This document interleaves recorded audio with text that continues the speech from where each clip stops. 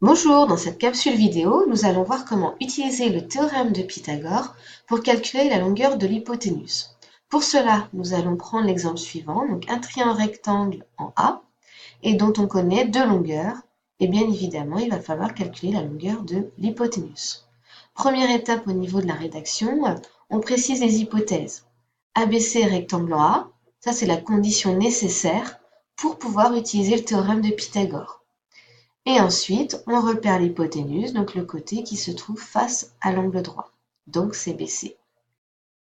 Deuxième étape, on précise quel théorème on utilise. Donc ici, le théorème de Pythagore. Et enfin, on applique le théorème dans le triangle qui nous est proposé.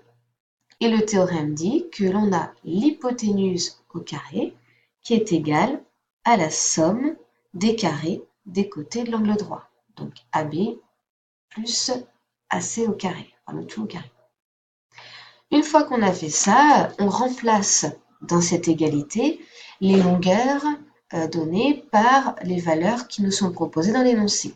Donc, BC, on ne le connaît pas puisque c'est ce qu'on cherche. Donc, on réécrit BC au carré.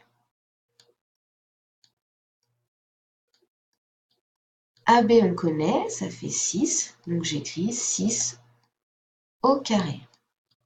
Plus AC, on connaît, ça fait 9. Donc j'écris 9 au carré.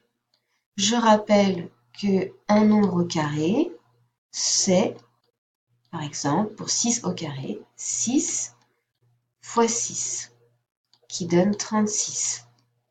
Attention à ne pas faire de confusion. Donc on réécrit le BC au carré, et on calcule. Donc 6 au carré, on vient de le voir, ça fait 36. Et 9 au carré, c'est 9 fois 9, donc 81. On additionne ces deux nombres et on obtient donc 117. Nous voulons maintenant la longueur BC et non pas BC au carré. Donc, on va appuyer sur la touche racine de la calculatrice. Donc, racine carrée, c'est-à-dire 117, racine de 117. Et enfin, donc, sur la calculatrice, on obtient une valeur approchée qui est d'environ 10,8. Inutile d'écrire tous les chiffres après la virgule. Et on n'oublie pas de mettre les unités.